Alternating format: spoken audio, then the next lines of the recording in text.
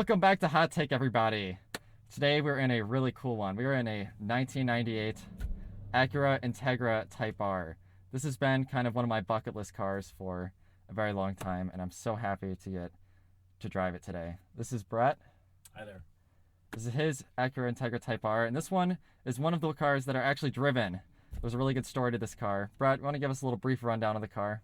Sure. So this car actually was from out in the northeast area where it was used as a track car for many, many years. The gentleman that owned it took great care of it. Eventually the car, however, made its way to Texas, I think around 2014 or so, and then it was converted back to stock form from the track car status. Eventually the seller wanted to move on for it, so the car went on Bring a Trailer in May of 2021, and this is kind of this is what this particular one is known for, where at the conclusion of the auction, the car was actually wrecked before the sale could go through. So somehow the car made its way then to the Florida area, which is where I found it. It was all repaired, and so I thought this is the perfect car for me. It's a driver that I can enjoy, and that's what I do with it. Absolutely. Love to enjoy it. Let's go ahead and take this thing out on the road and see how she drives. Ooh, love that shifter.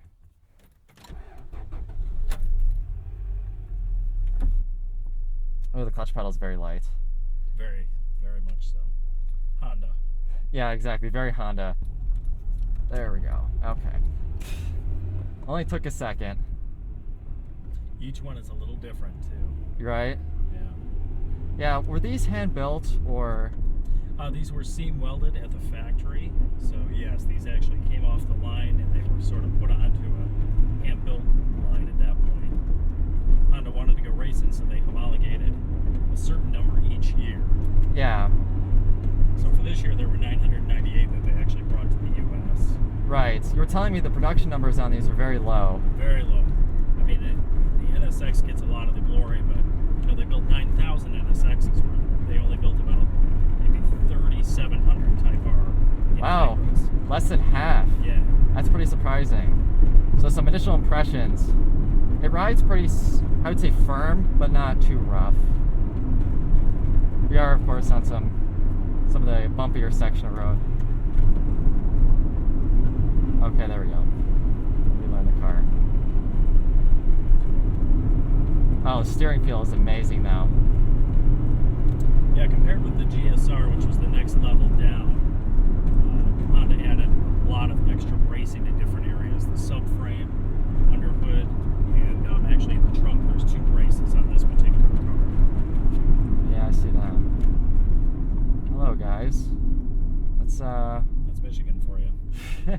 Yeah, let's not, part two. Is the car up the top? Yes. Okay.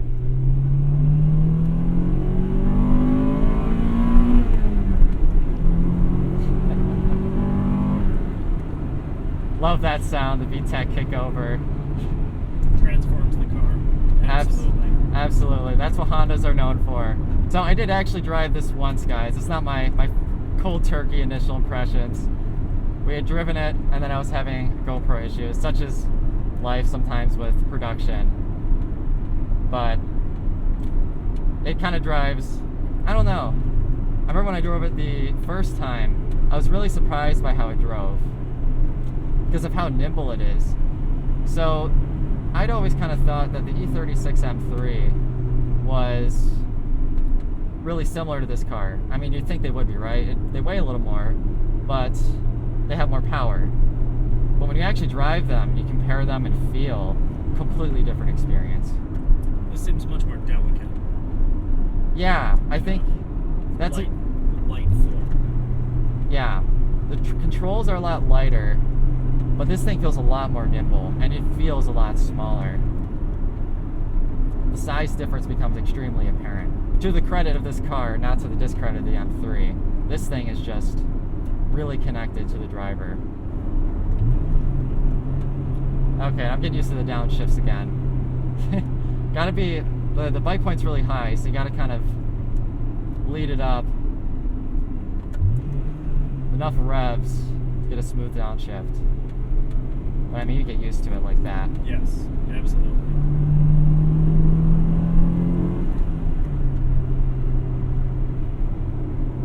You know, even if you don't hit VTEC, it still has plenty of torque there.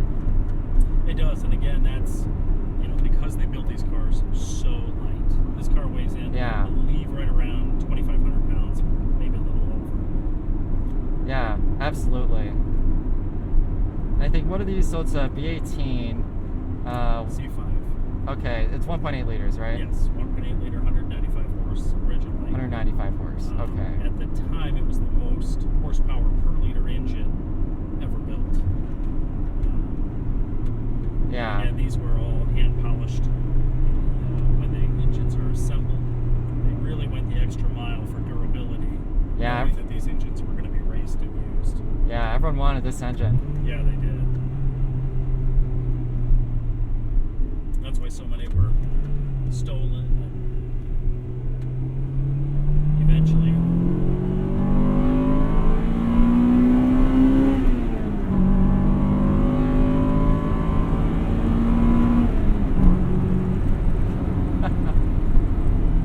Brake pedal feels good? Oh, this would be a really easy car to heel toe in. Absolutely. Yeah, these were stolen a lot. That's what I was told anyway.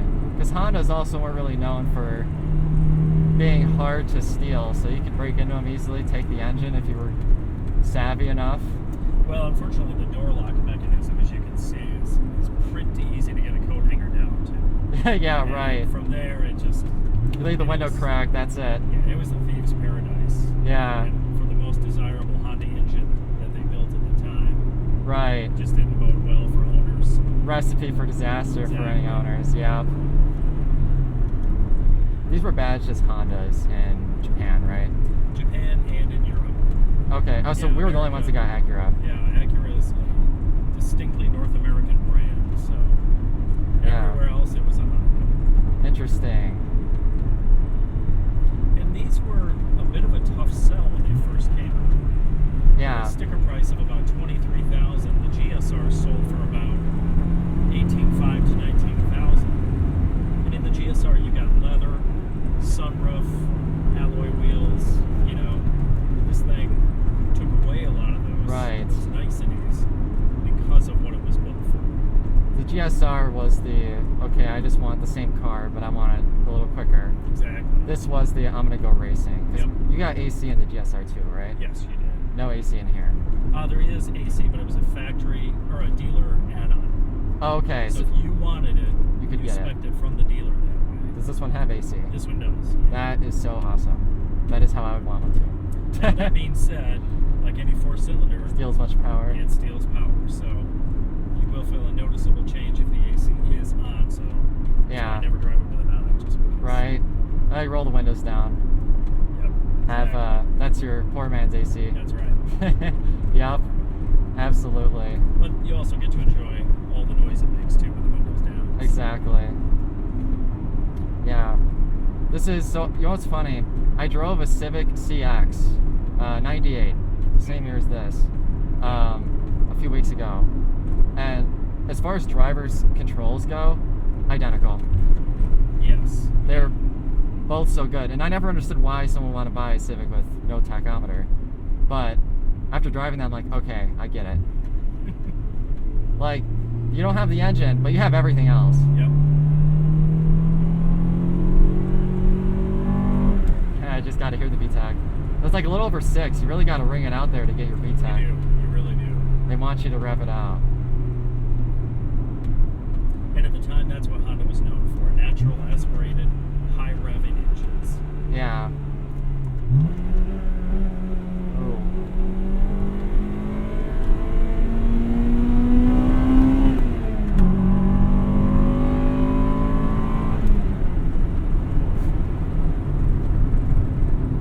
Love it.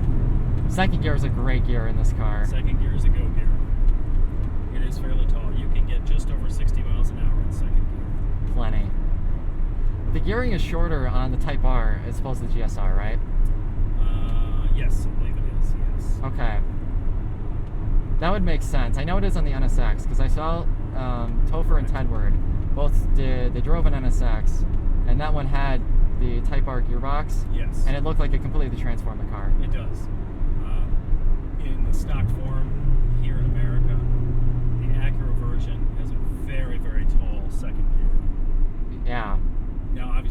switched to a 6-speed transmission. That really improved it too. Right. Well, that's a pretty common Modification. modification that people make, is they swap it out for the JDM gears.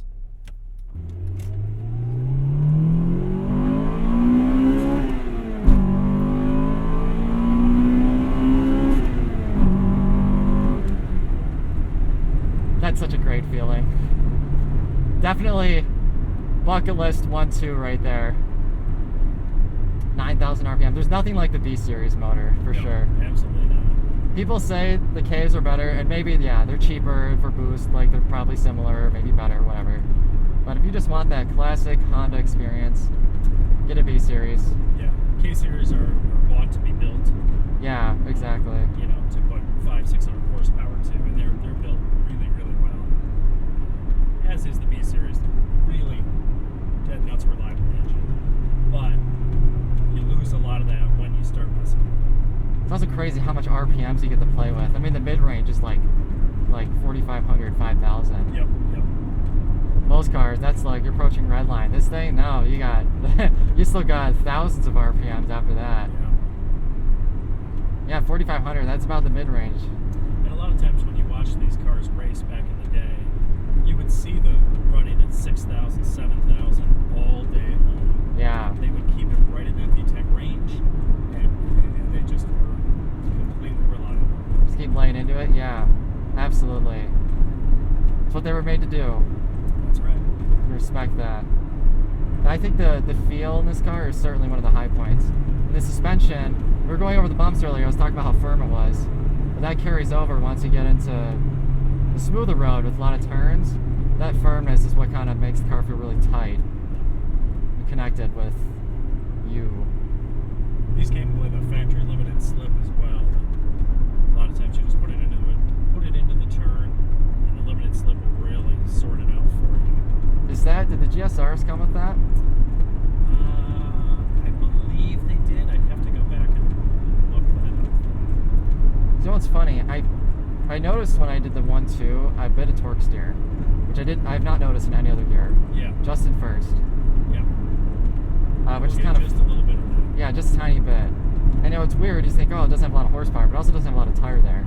Correct. So it's kind of, you're playing that game of, how much tire do you have paired for the power level.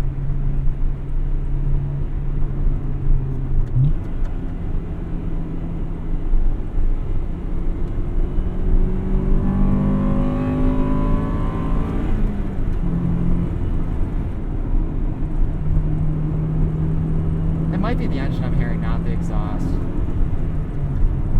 I'm not totally sure, but the car sounds really good stock. And that was something too that I kind of felt when I first drove this car, was if I had one, I don't think I'd really modify it in any way. Outside of maybe wheels and tires, get a different sizing or something like that. But they're from the factory. Honda built this car really well. Very well thought out car. Yeah. A lot of effort that went into the production of these.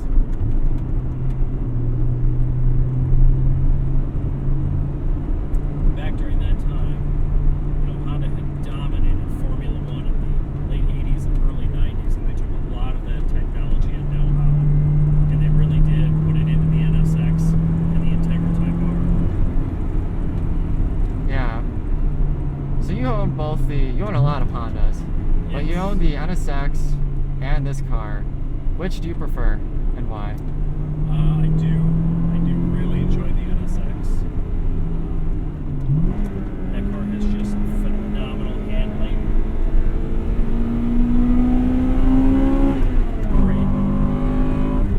Great engine noise out of the NSX. Yeah. Balance. And it's just overall, it's a timeless, beautiful design. Yeah. This is a close second, but the NSX still Takes it for you? Still does it for me. Yeah. That's a tall order because this is pretty good. It is. It is.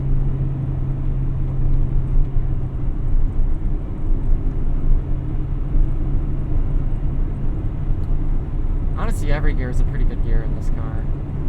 Yeah, I mean, you get up to 80 miles an hour in fifth gear, though, and you're winding it out at 4,500 RPM. It does get a little droning on a highway, but again, that's not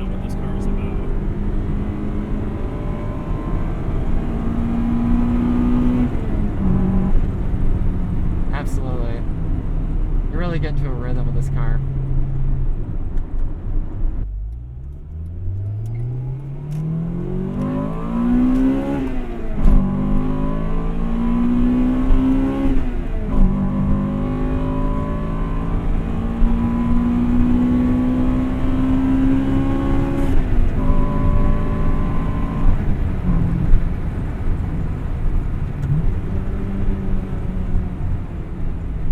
That's the Honda noise.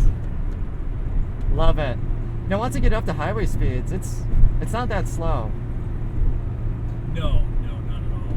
It keeps up really nicely. I mean, it's still got nothing in the modern cars, obviously, but it's making the sounds you want it to make, and it's quick enough. It is. It doesn't have the turbo torque that the new Civics do, the Civic Type R, but what it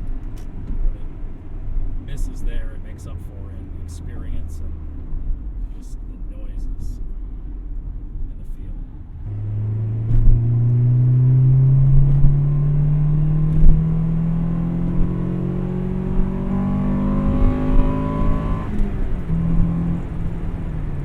I don't know if Honda meant for Vtec to be kind of like this crazy phenomenon in the car hobby, but I think this car is kind of what cemented that. It's just cool. Absolutely. When it comes to VTEC, this is the V18 C5 is sort of the holy grail. Yeah. The V16 is a great engine. Also has a nice VTEC changeover, but it's not like the V18. Similar, I mean, the NSX has a very smooth VTEC changeover, which is That's what I've heard. very.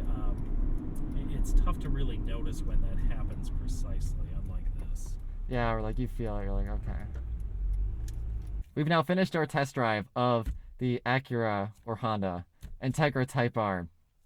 I loved it. This car is everything everyone says it is. This is definitely one of the meet your heroes cars.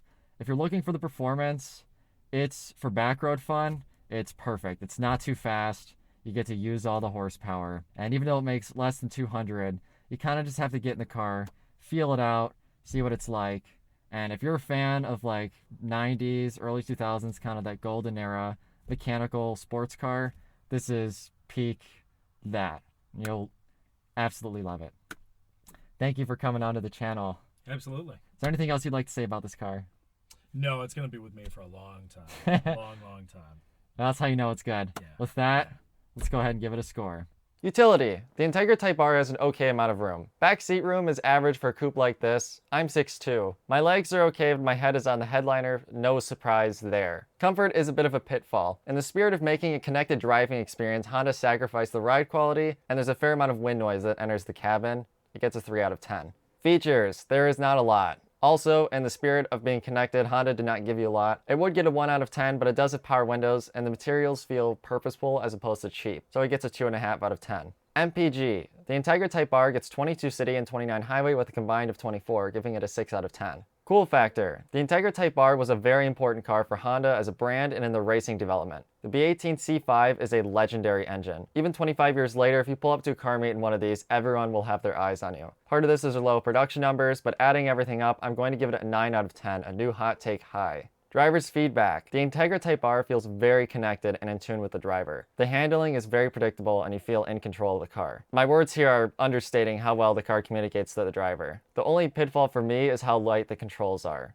The steering is light, namely, but still sharp. The shifter is direct, but doesn't feel very substantial due to the lightness. Whether you like the lightness or not is preference of the driver. Taking everything in consideration though, I will give it a 9 out of 10. Also a new hot take high. Acceleration. The car does 0 to 60 in 6.7 seconds, but the top end drops off when you start to see the disparity in torque from this only being a 1.8 liter engine. So it gets a 3.5 out of 10. Should you buy it? The Integra Type R is a fantastic driving car, truly one of the greats. It also helps that Hondas are cheap to run. However, this car falls flat on the value proposition. Plenty of these sell for over $100,000, and even the driver's cars are still worth 40 to 50 grand. It is hard to justify that price tag on a 25-year-old Honda with less than 200 horsepower. So it gets a 7.5 out of 15, put it here on our list. It's a shame these are so expensive, otherwise it might have scored higher. Funny how the base Civic CX isn't too far off just because of the should you buy it category. If you're going in expecting the street racing B18 that wipes the floor with Mustangs and Corvettes, you will be disappointed. But if you want to find one of the greatest backroad cars of all time,